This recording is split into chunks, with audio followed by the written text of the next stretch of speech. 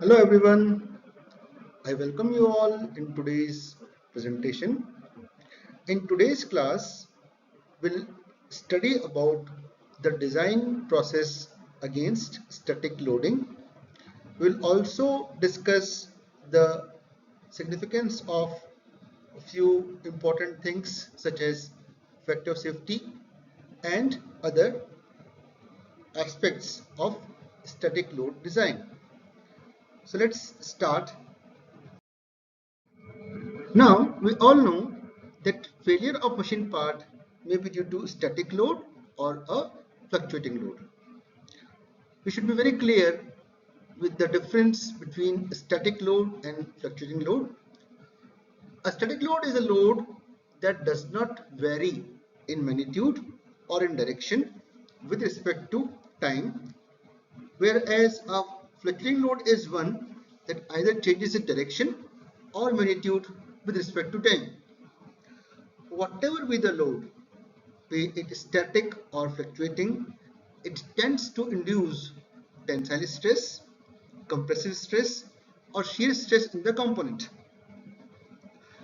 Our job is to find that the induced stress or resulting stress should be below allowable stress limit.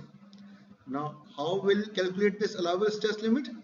Allowable stress limit are basically stresses that are obtained by dividing ultimate stress or yield stress by a factor which is called as factor of safety. So when we find the dimensions, our job is to make sure that with the use of the dimensions that we have calculated, the induced stresses must be well below the allowable stresses. This is the philosophy of design. This is how we design a component. So let us discuss this in detail. Before moving further, let us try to understand the various modes of failure. There can be broadly three modes of failure. One is failure by elastic deflection, second is failure by general yielding, and third is failure by fracture. What do we mean by failure by elastic deflection? In applications like transmission shaft, which supports gears or pulleys, the maximum force acting on the shaft without affecting its performance is limited by the permissible elastic deflection. Sometimes we see that a component is not failed, but it is deflected beyond a permissible limit. That is also considered a type of failure. In such cases, lateral or torsional rigidity is considered as the criteria of design. Further, modulus of elasticity and modulus of rigidity are important for designing components that are likely to fail by elastic deflection. Next comes failure by general yielding. Most of the components loses their engineering usefulness due to large amount of plastic deformation after the yield point stress is reached. We can see in this diagram that there is plastic yielding before the failure. So as a result, component loses its usefulness. Large amount of components are subjected to plastic deformation, which is also termed as general yielding. For such type of failures, yield strength of the material is an important property when we design the components for general yielding. Failure by fracture. You can see in these diagrams that there is no significant yielding, but it suddenly fails due to this fracture. Similarly, there is no yielding, neither it is deformed, but even though it has failed because of fracture. So usually the components which are made up of brittle materials ceases to function satisfactorily because of sudden fracture, without any significant plastic deformation. The failure in this case is sudden and total, and in such cases, the ultimate strength is an important property to determine dimensions of the component. In all the three types of failures we have seen in these slides, we find that in case of yielding or failure by yielding, the yield stress is the important property. In case of failure by elastic deformation, the modulus of elasticity and modulus of rigidity are the important properties. And in case of failure by fracture, the ultimate strength is the important property. So we should keep this in mind while analyzing the component for its failure. Now, in the first slide, we saw that to find or that to compare the allowable stress with that of induced stress, we need a factor that is called as factor of safety. Basically, this is a factor which provides sufficient reserve strength in case of an accident, and this is achieved by taking a suitable factor. It is defined as the ratio of failure stress and allowable stress. Since stress is force upon area, so we can also say that it is also a ratio of failure load and working load. The designer expects that stress will not exceed allowable stress under normal operating condition. The value of this factor safety for the ductile material is given by the ratio of yield stress and allowable stress, and for brittle materials it is ratio of ultimate stress as and allowable stress. Let us try to find what effect factor safety will have on the dimensions that we usually obtain from a design analysis. Say a circular rod of diameter D is subjected to an axial force F of 10 kN, and yield stress of the rod material is 400 megapascal. So allowable tensile stress will be load upon area, or sigma is F upon pi of D square, or D is 4F upon pi sigma whole root.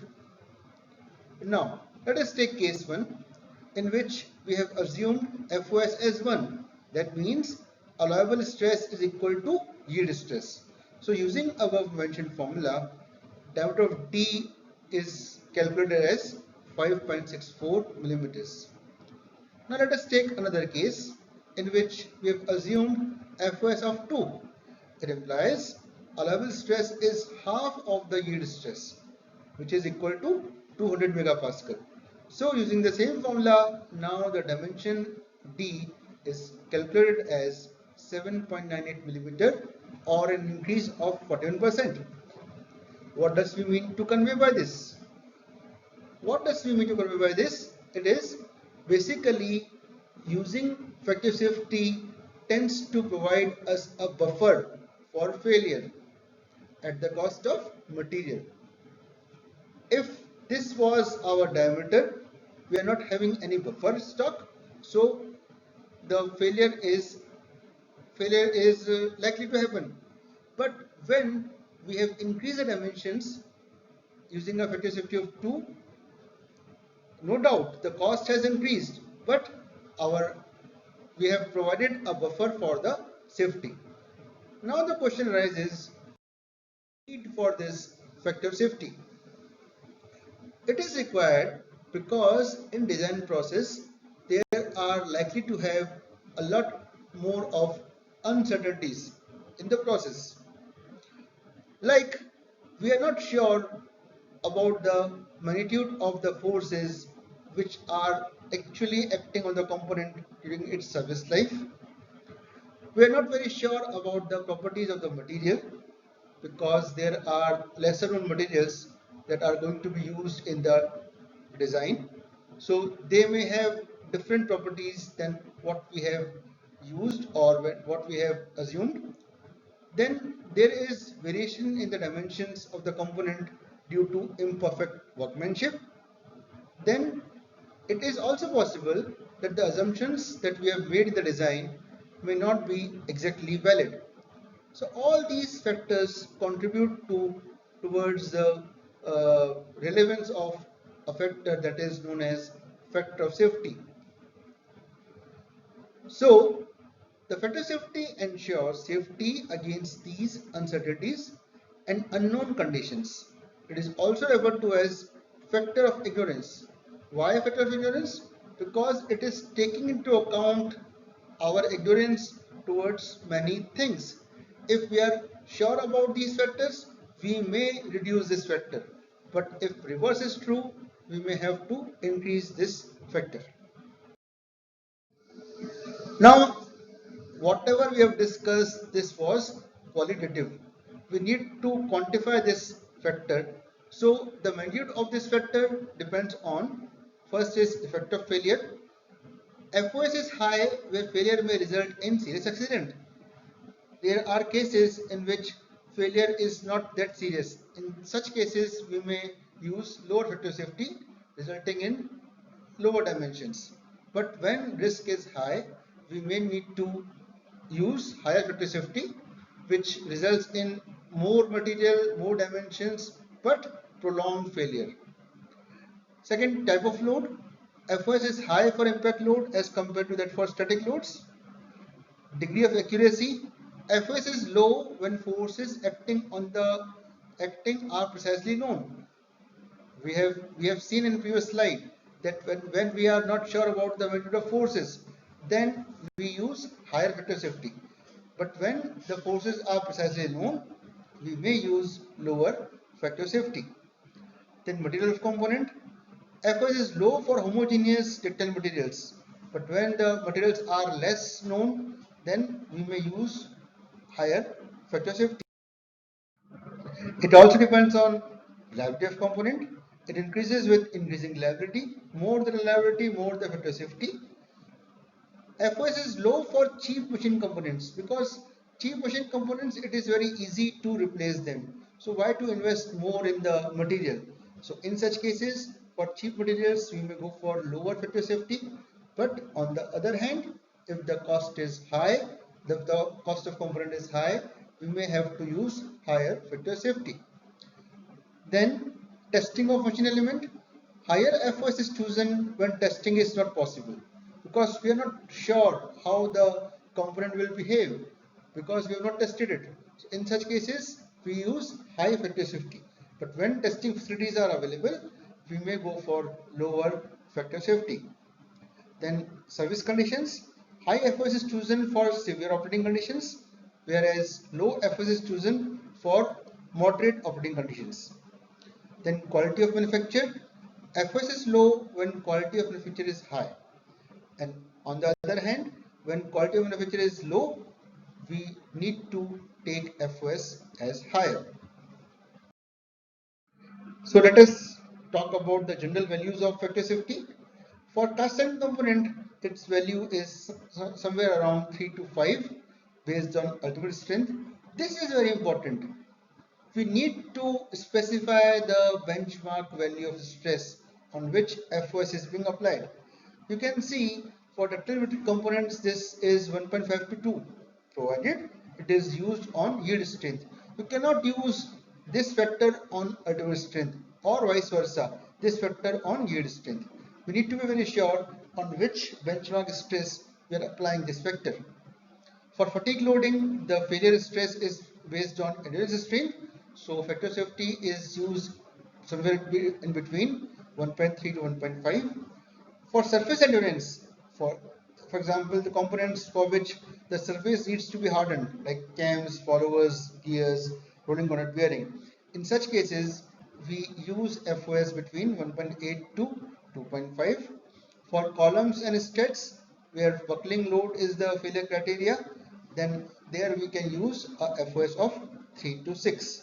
So I think you might have got the idea of this factor safety, and in recent years attempts have been made to obtain precise values of FOS based on statistical and reliability analysis, because as we lower the value of FOS, our dimensions tends to come down, or we can say the costs which has been incurred, that goes down. So we should always strive for lower factor safety, but that should be supported by our sound technical knowledge about the material, about the forces, about the operating conditions. Now let us see the basic stress-strain relationship for few type of cases. We can see that in this diagram, on this rod, axial pulse has been applied. So this will induce tensile strength, which is given by load over area. If area is in millimeter square and force is in Newton, then tensile strength will be in Newton per mm square, or popularly known as megapascals. Further, if original length of this rod is L and deflection under load is delta, then strain will be delta, which is deflection over original length L. And from the stress strain diagram, we have learned that according to Hooke's law, within elastic limit, the stress is proportional to strain, or sigma T is equal to E into strain, where E is constant of proportionality, which is also known as modulus of elasticity. So if you put value of sigma T and strain in this equation, what we come up with? This del. That means if you know the load, if you know the original length, if you know the area, and if you know the modulus of elasticity, we can find what amount of deflection will be produced. For the modulus of elasticity for carbon steel is 207 gigapascal. Mind you, this is gigapascal. That means if you put it in the equation, so to bring the stress and this at equal level, we need to multiply this by 10 to the power 3 to convert it into megapascal. And for gray cast iron, its value is 100 gigapascal. The students must remember the value of this modulus of elasticity for at least cast iron and steel. This analysis is based on certain assumptions. These assumptions are: the material is assumed homogeneous, the load is assumed to be applied gradually, line of action of force is assumed to pass through geometry axis, cross section of is assumed uniform, and there is no stress concentration. These are the assumptions on which this equation stress-strain relationship has been derived. Let us come to the another type of stress, which is shear stress. It is when the external forces acting on a component tends to slide the adjacent planes with respect to each other. Resulting stresses are direct shear stresses. They can be torsional shear stresses, they can be direct shear stresses. So here we can see that due to application of this load on this riveted joint, these plates tend to slide over each other. As a result, there will be failure in this rivet, which is joining these two plates. So this force is being applied over here, stress which is resisting this applied over here, and the stress is given by load over area, where A is the area of this rivet. We can further analyze this in terms of strain. Shear stresses causes distortion in the original right angles. We saw in the previous slide that these planes tend to slide against each other. So as a result, the original right angle tends to distort. The shear strain is defined as a change in the right angle of a shear element. So within the elastic limit, the shear strain stress strain relationship is given by tau is G into gamma, where G is constant of rigidity, which is also known as modulus of rigidity, and gamma is shear strain. We can see over here, this is gamma, that is change in the right angle. So this gamma is measured, this shear stress is we know. So G, we can say that G is the ratio of tau and gamma, which is shear strain. The value of S in case of E, that is modulus of elasticity, we should also remember the values of modulus of rigidity, which is 80 gigapascal for steels and 40 gigapascal for cast iron. The another type of stress is due to the bending moment. Here we can see a bar which is being applied with a bending moment. So here we can see that when this bending moment is being applied, the upper fibers will be in compression and the lower fibers will be in tension, and there will be a neutral axis at which there is no stress. So the bending stress at any fiber at a distance of y from the neutral axis is given by, this is the famous equation, which is m upon I equals to sigma upon y. So sigma is mb into y upon I, where sigma b is permissible or maximum bending stress, mb is applied bending moment in Newton into mm, I is area moment of inertia, and y is distance from the neutral axis to the fiber under consideration. So maximum stress will be at this fiber or this fiber. The nature will be opposite. Here it is compressive stress, here it is tensile stress. Like in case of stress strain relationship for tensile loading, there are also some assumptions. Assumptions are the beam is straight with uniform cross section, the forces act perpendicular to the axis of beam, the material is homogeneous and isotropic, and cross section remains plane after bending. So these are the assumptions for the bending moment equation that we have used. For few cross sections, the area under of inertia is being mentioned in the slide.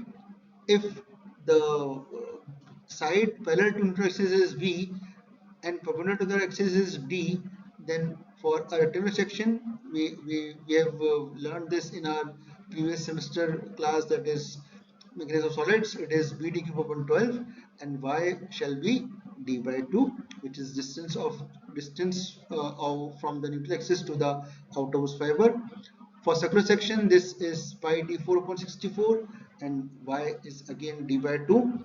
There is a particular sign convention for bending moment. If the loading is vertically downwards and the reactions is vertically upwards, it is said to have positive bending, and this is the bending moment diagram. If reverse is the case, that is loading is vertically upwards and reactions are vertically downwards, it is said to be negative bending, and the BMD will be drawn like this. Now let us see the torsional stresses due to torsional moment. We have seen torsion. We have seen direct shear stress, in which the force tends to act tangentially.